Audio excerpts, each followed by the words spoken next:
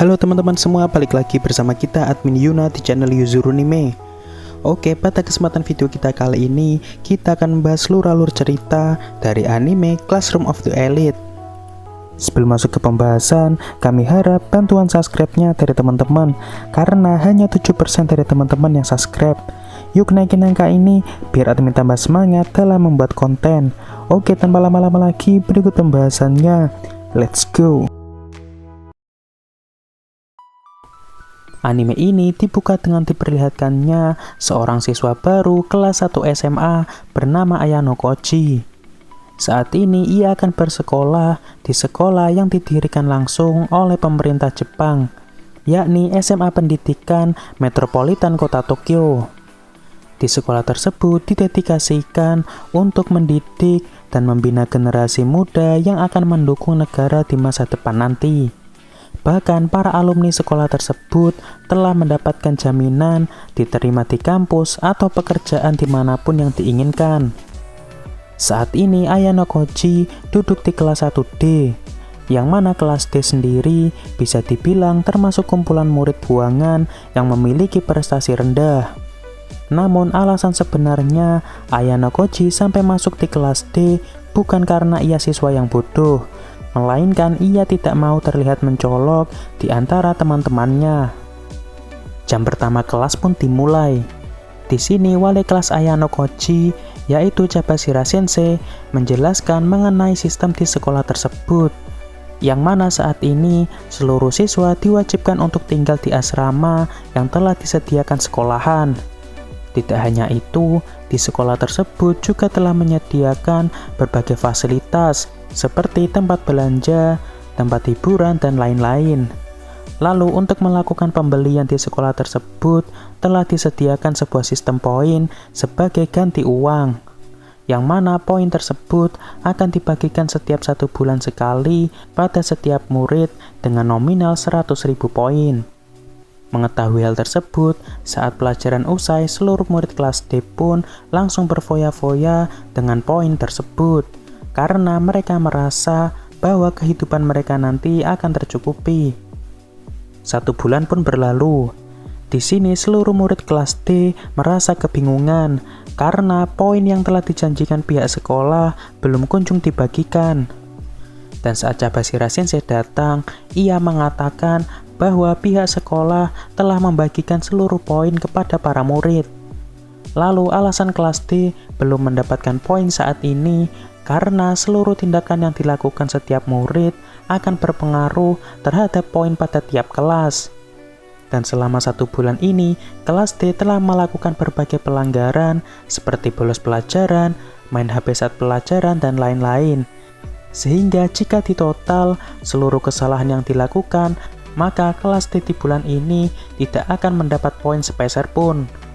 Dan sejak awal pihak sekolah sengaja tidak mengatakan tentang sistem tersebut, agar pihak sekolah bisa menilai kualitas dari setiap muridnya.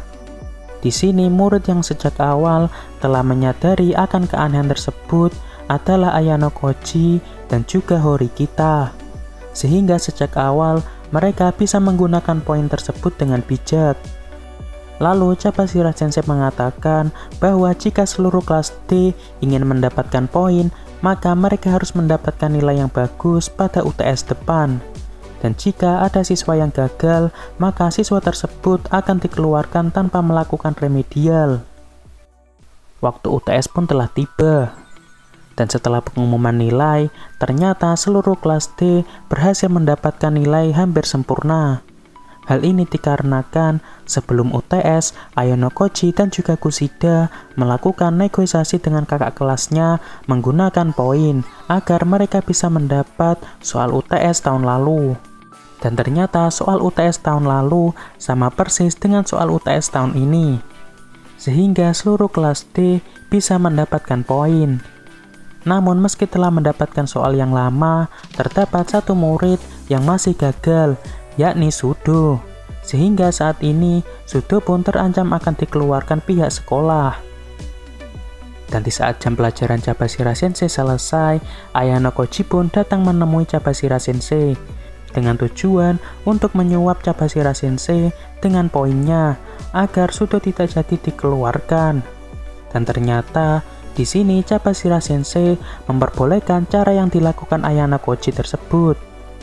Lalu di saat itu juga Horikita pun datang ke sana dengan tujuan yang sama seperti Ayano Koji. Karena Horikita beranggapan bahwa dengan dikeluarkannya Sudo akan mengakibatkan nama kelas D menjadi jelek. Dan alasan lain Horikita mau membantu Sudo karena Horikita berkeinginan untuk masuk ke kelas A. Oleh karena itu, ia harus melakukan segala cara agar ia bisa masuk ke kelas A.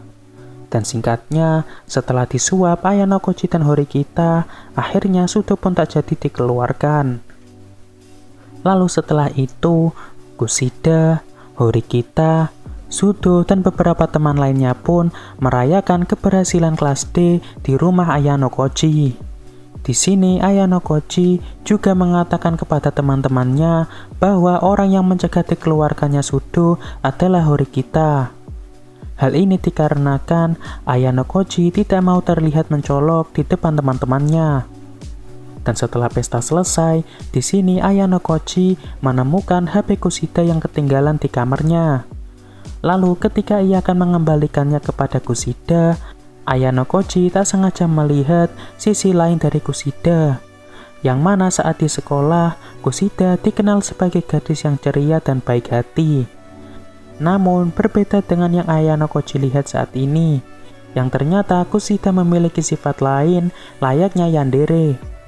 Lalu di sini Kushida pun mengancam Ayano Koji dengan meninggalkan sidik jari Ayano Koji di bajunya, agar Ayano Koji tidak membongkar rahasianya tersebut. Dan sejak saat itu pun, Ayano Koji berpura-pura seakan tak pernah melihat sisi lain dari Kushida tersebut. Beberapa hari pun berlalu. Setelah Sudo tak jadi dikeluarkan, tiba-tiba Sudo mendapatkan tuduhan bahwa ia telah menghajar 3 murid kelas C. Di sini Sudo pun mengelak tuduhan tersebut, karena Sudo merasa bahwa dia tidak pernah memukul ketiga murid kelas C tersebut. Dan setelah ditelusuri, ternyata terdapat 1 murid kelas D yang memiliki bukti bahwa Sudo tidak bersalah. Ia bernama Sakura. Di sini Sakura sempat memfoto saat kejadian tersebut. Namun setelah dilakukannya rapat, ternyata bukti dari Sakura tersebut kurang meyakinkan. Sehingga Ayano Koji dan Horikita pun menggunakan cara lain agar ketiga murid kelasnya tersebut mau mengaku, yakni dengan memasang sebuah CCTV palsu di tempat kejadian. Lalu dengan bantuan Kushida, ketiga murid kelas C tersebut pun dibawa ke tempat kejadian. Dan setelah ketiga murid kelas C tersebut percaya bahwa benar-benar ada CCTV di tempat tersebut, akhirnya mereka bertiga pun mengakui bahwa mereka memang telah menjebak Sudo, sehingga tuduhan kekerasan yang dilakukan Sudo pun berhasil dicabut. Dan setelah masalah tersebut selesai, saat Ayano Koji sedang berbicara dengan ketua kelas B, yakni Ichinose, di sini Ayano Koji mendapat telepon dari Sakura. Namun tiba-tiba telepon dari Sakura pun terputus. Lalu karena merasa khawatir, akhirnya Ayano Koji pun melacak keberadaan HP Sakura dengan menggunakan GPS. Dan setelah menemukan Sakura, ternyata saat ini Sakura sedang disekap oleh salah seorang fansnya di media sosial. Lalu singkat cerita, akhirnya Ayano Koji pun berhasil menyelamatkan Sakura dari orang aneh tersebut. Beberapa bulan pun berlalu. Saat ini pihak sekolah sedang mengadakan jalan-jalan khusus untuk kelas 1 ke sebuah pulau terpencil. Namun bukan untuk berwisata, melainkan seluruh murid akan melakukan ujian bertahan hidup di pulau tersebut selama 1 minggu. Di sini para murid akan dikelompokkan sesuai kelas mereka masing-masing. Dan setiap kelas harus memilih tempat atau spot mereka masing-masing. Di sini pihak pembimbing juga memberikan beberapa peraturan mengenai hal-hal yang tidak diperbolehkan, yang mana jika ada yang melanggar, maka poin kelas mereka akan dikurangi. Lalu yang menjadi poin utama dalam art ini adalah ketika kegiatan tersebut selesai, mereka dipersilahkan untuk menebak leader dari setiap kelas pada kegiatan ini. Di mana yang menjadi leader dalam kegiatan ini tidak harus ketua kelas dari masing-masing kelas. Dan setiap leader nantinya akan memegang suatu kartu sebagai tanda leader. Dan jika mereka benar dalam menebak leader dari kelas lain, maka mereka akan mendapatkan poin tambahan. Namun jika salah menebak, maka poin mereka akan dikurangi. Lalu setelah penjelasan usai, mereka pun segera mencari dan menempati spot mereka masing-masing. Di sini kelas D memilih di tempat yang dekat sungai agar bisa digunakan untuk mandi dan minum.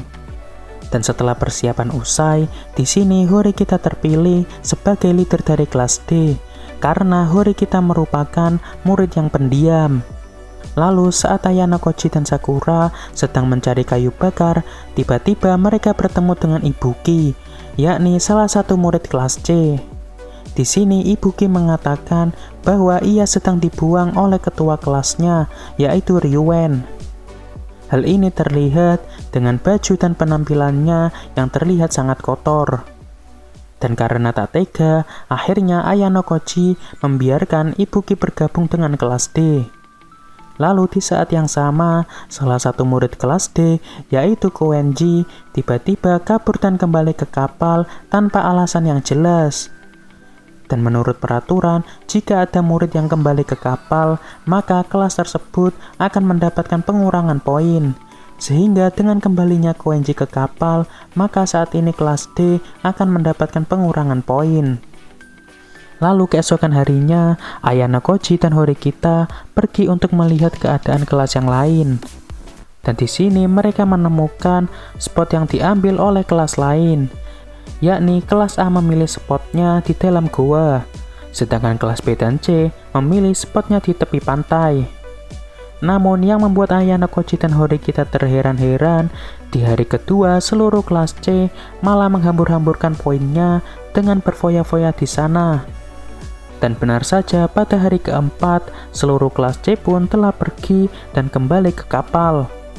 Lalu pada hari kelima, tiba-tiba kelas D terdapat kericuhan, yang mana pansu milik Haruizawa telah dicuri, sehingga terjadi pertikaian antara murid laki-laki dan perempuan. Namun di sini, murid laki-laki curiga bahwa Ibuki adalah pelakunya, karena status Ibuki yang merupakan murid kelas C. Namun karena tidak ada bukti kuat, akhirnya tenda laki-laki dan perempuan pun dipindahkan ke tempat yang agak jauh satu sama lain.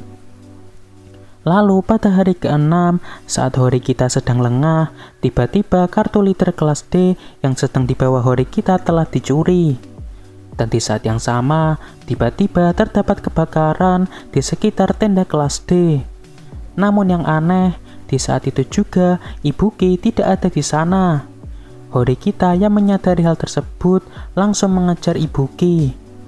Dan setelah bertemu dengan Ibuki, ternyata orang yang telah mencuri kartu leader dari Horikita adalah Ibuki. Karena sejak awal, Ibuki memang disuruh Ryuen untuk menyusup ke kelas D. Namun karena saat ini kondisi Horikita kurang baik, akhirnya Horikita pun harus kalah saat berhadapan dengan Ibuki. Sehingga Ibuki pun berhasil kabur dan menyerahkan kartu Horikita kepada Ryuen. Lalu tak lama kemudian, Ayano Koji pun datang dan membawa Horikita yang sudah tak berdaya kembali ke kapal. Lanjut, hari terakhir pun tiba. Di sini para perwakilan kelas dipersilahkan untuk menebak leader dari tiap kelas. Dan singkatnya, setelah semua nilai ditotal, ternyata kelas D memiliki poin tertinggi, disusul dengan kelas B, kelas A, dan terakhir kelas C. Alasan kelas D bisa mendapat poin paling tinggi karena Ayano Koji berhasil menebak leader dari kelas A dan C. Sedangkan leader kelas B, Ayano Koji tidak menebaknya karena ia tidak mau merusak hubungan baik antara kelas B dan D.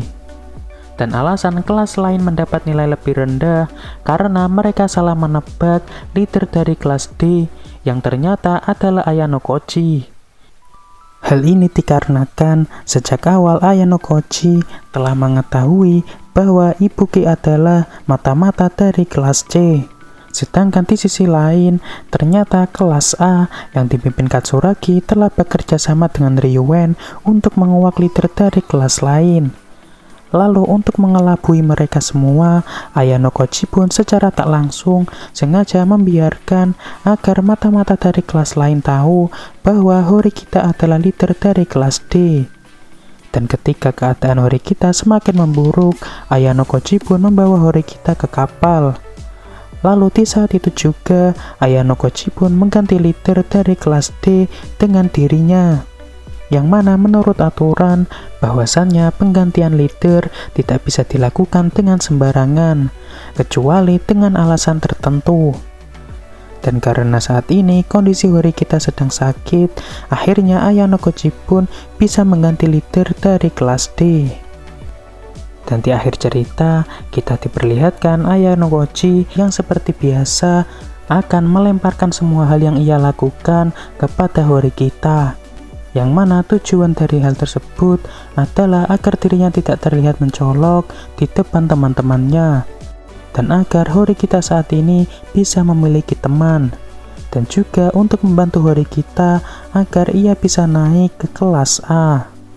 Oke, untuk pembahasan anime Classroom of the Elite cukup sampai di sini. Terima kasih buat teman-teman yang telah menonton video kita sampai selesai. Dan kami harap bantuan subscribe dan like-nya dari teman-teman. Mohon maaf kalau ada kesalahan. Kami Yuna pamit undur diri. See you in the next video.